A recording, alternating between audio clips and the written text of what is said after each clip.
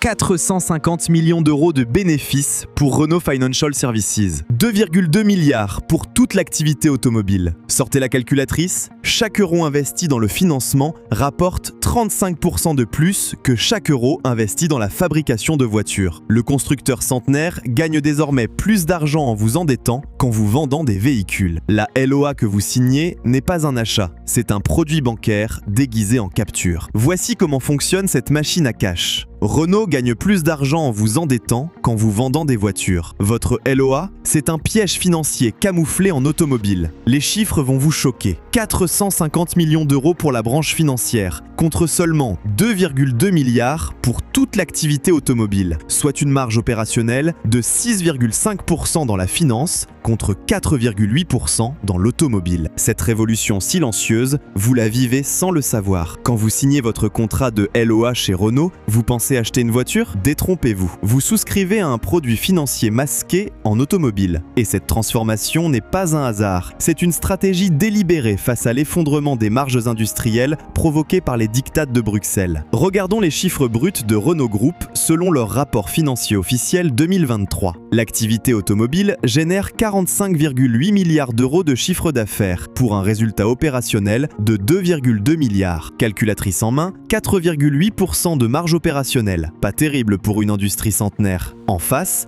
la branche financière affiche 6,9 milliards de revenus pour 450 millions de résultats opérationnels. 6,5% de marge. Cette distorsion révèle une vérité dérangeante. Chez Renault, comme chez tous les constructeurs européens, l'automobile est devenue un prétexte pour vendre du financement. La voiture n'est plus qu'un support marketing pour vous fourguer un crédit dissimulé en leasing, saupoudré d'assurances surtarifées et d'extensions de garantie ultra rentables. Mais pourquoi cette transformation? Parce que fabriquer une voiture en Europe, c'est naviguer dans un cauchemar réglementaire orchestré par Bruxelles. Chaque modèle doit embarquer des systèmes ADAS obligatoires qui coûtent des fortunes, des motorisations hybridées complexes pour respecter les quotas CO2, sans oublier la dépollution SCR AdBlue qui transforme un moteur diesel simple en laboratoire chimique roulant. Résultat concret, une Clio de base coûte désormais plus cher à produire qu'une berline haut de gamme des années 90. Les contraintes environnementales imposées par l'Union européenne ont multiplié par 3 les coûts de développement d'un nouveau moteur depuis 2015. Ce qui coûtait 200 millions d'euros en recherche et développement pour un bloc essence atmosphérique simple coûte aujourd'hui 650 millions pour un ensemble hybride conforme aux normes Euro 7. Cette explosion des coûts de conception explique pourquoi les constructeurs européens préfèrent mutualiser leur plateforme et se concentrer sur la rentabilité financière plutôt que sur l'innovation mécanique pure. Le leasing devient alors la bouée de sauvetage. Au lieu de vendre une capture 28 000 euros comptant avec une marge de 2 000 euros, Renault préfère vous la louer 349 euros par mois. En réalité, l'opération génère bien plus de profit pour le constructeur. Mais attendez, ça devient encore plus pervers. Décortiquons ensemble une LOA typique. Votre capture à 349 euros mensuels, c'est 16 752 euros sur 48 mois, plus l'apport initial de 4 000 euros, plus l'option d'achat finale de 12 500 euros. Total, 33 252 euros. On vous vole littéralement 5 252 euros sous votre nez par rapport au prix comptant. Et voici comment. Car cette différence ne représente pas que les intérêts du crédit. Elle inclut l'assurance emprunteur facturée 45 euros par mois, soit 2 160 euros sur la durée. L'extension de garantie recommandée à 28 euros mensuels, soit 1 344 euros. Sans oublier le package entretien tout compris à 39 euros par mois, soit 1 872 euros supplémentaires. Mais savez-vous combien vous coûte réellement cette mensualité apparemment attractive? Préparez-vous au choc, jusqu'à 1 500 euros de pénalité cachée qui vous tombe dessus à la restitution. Mais le plus pervers dans ce système, c'est que Renault gagne sur tous les tableaux. D'abord, sur la marge financière. Cette LOA génère un TAEG implicite de 7,2%, bien supérieur au coût de refinancement de la branche financière. Ensuite, sur les produits dérivés, assurance, extension, entretien packagé, tous surtarifés par rapport au marché libre. Puis vient le jackpot de la valeur résiduelle. Cette capture, estimée 12 500 euros en fin de contrat, Renault mise sur une valeur réelle de 15 000 à 16 000 euros, qu'elle pourra revendre en occasion certifiée avec une nouvelle marge de 20%. Et parfois, miracle, refinancer à nouveau en LOA. Cette stratégie explique pourquoi la branche financière affiche une croissance de 12% de ses revenus en 2023, quand l'activité automobile stagne à plus 1,8%. L'encours de crédit atteint 48,3 milliards d'euros contre 44,9 milliards l'année précédente. Chaque nouveau contrat de leasing alimente cette pompe à fric récurrente. Face à cette réalité, restons lucides sur le positionnement des constructeurs européens. Ils ne combattent plus sur la qualité mécanique comme leurs aînés, mais sur l'ingénierie financière. Renault ne cherche plus à vous vendre la meilleure voiture possible, mais le package financier le plus rentable, déguisé en mobilité. Cette mutation stratégique se traduit concrètement par une réallocation massive des ressources humaines. Depuis 2020, Renault a fermé 3 centres d'études moteurs en France, tout en doublant ses équipes d'analystes financiers et de spécialistes en produits dérivés. Cette dérive illustre parfaitement l'effondrement de l'industrie automobile française sous les coups de boutoir de Bruxelles. Nos constructeurs, au lieu d'investir dans de la mécanique fiable et durable, deviennent des banques qui fabriquent accessoirement des voitures. Le génie français de l'automobile, celui qui produisait des 205 GTI indestructibles ou des diesels atmosphériques increvables, a été remplacé par des financiers en costume qui optimisent les TAEG. Pourquoi croyez-vous que votre voiture tombe en panne juste après la garantie? Parce que l'objectif n'est plus de vous vendre un véhicule durable, mais de vous fidéliser sur des cycles de renouvellement de 3 à 4 ans maximum. Une voiture qui dure 15 ans, c'est l'ennemi commercial absolu du leasing. Pour vous prémunir de cette arnaque légalisée, retrouvez sur heurdelauto.com notre e-book complet « Les marques et moteurs à fuir contre choisir » qui détaille les mécaniques vraiment fiables et les pièges financiers à éviter. Vous y découvrirez aussi notre analyse des modèles d'occasion intelligents face à cette folie du leasing obligatoire.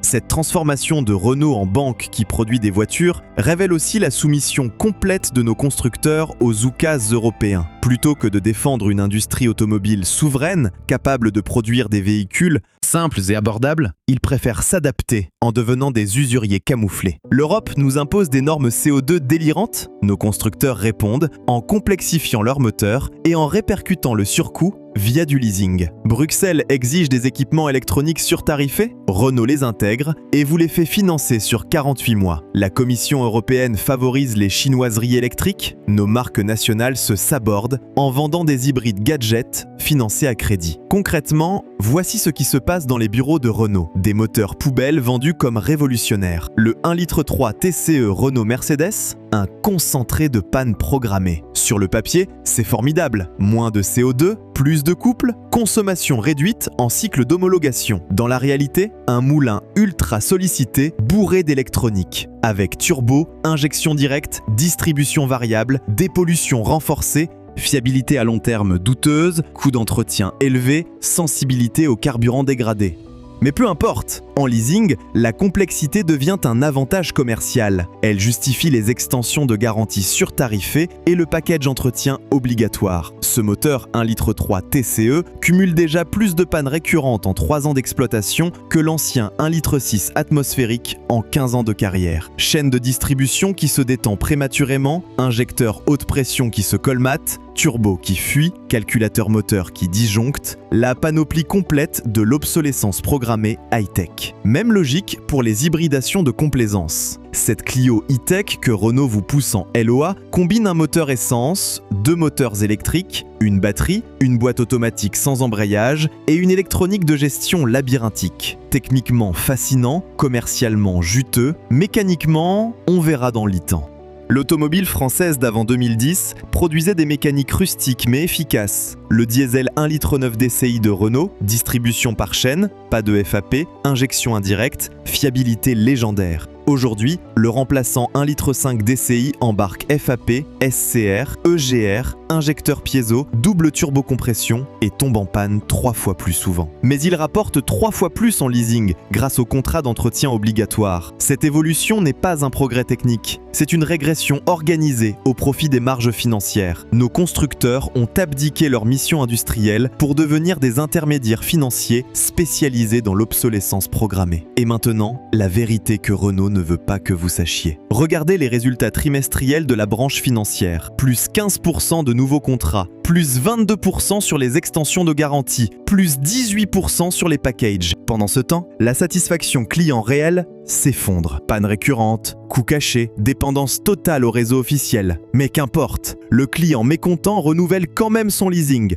par habitude ou nécessité. Une chute de 23 points de l'indice de recommandation client entre 2019 et 2023, mais une stabilité parfaite du taux de renouvellement des contrats de leasing autour de 78%. La fidélité financière a remplacé la fidélité qualitative. Cette combine infernale fonctionne grâce à l'ignorance savamment entretenue des consommateurs. Combien de clients de LOA connaissent le coût total réel de leur financement? Combien comparent avec un achat comptant suivi d'un entretien libre? Combien réalisent qu'ils payent une prime d'assurance vie sur une Clio? Le système bancaire traditionnel encadre strictement les crédits à la consommation. TAEG obligatoire, délai de rétractation, plafond d'endettement. Le leasing automobile échappe largement à ces protections, sous prétexte qu'il s'agit de location avec option d'achat, pas de crédit classique. Résultat, des millions de Français s'endettent sans le réaliser sur des montants qui dépassent souvent 50% de leur revenu annuel net. Cette dérive juridique n'est pas un hasard. Les lobbyistes de l'automobile ont obtenu de Bruxelles et des gouvernements nationaux un statut d'exception qui permet de contourner les règles de protection des consommateurs. Un crédit personnel de 35 000 € nécessite une enquête de solvabilité approfondie et déclenche des alertes au fichage FICP. Une LOA du même montant passe comme une lettre à la poste, avec juste une vérification superficielle des revenus. Résultat de cette combine légale, l'explosion des impayés dans le secteur automobile. En 2023, la branche financière a provisionné 285 millions d'euros pour créances douteuses, soit plus 18% par rapport à 2022. Le taux de défaillance des contrats de LOA atteint désormais 4,2% contre 2,8% pour les crédits personnels classiques. Mais cette information reste soigneusement dissimulée dans les rapports financiers annexes que personne ne lit. Plus perverse encore, cette financiarisation transforme nos concitoyens en débiteurs perpétuels. L'ancien modèle, j'achète une voiture, je la garde 10 ans, crée de la richesse patrimoniale. Le nouveau modèle, je loue indéfiniment, ne crée que de la dette et de la dépendance. Vos grands-parents possédaient leur automobile après 5 ans de crédit. Vous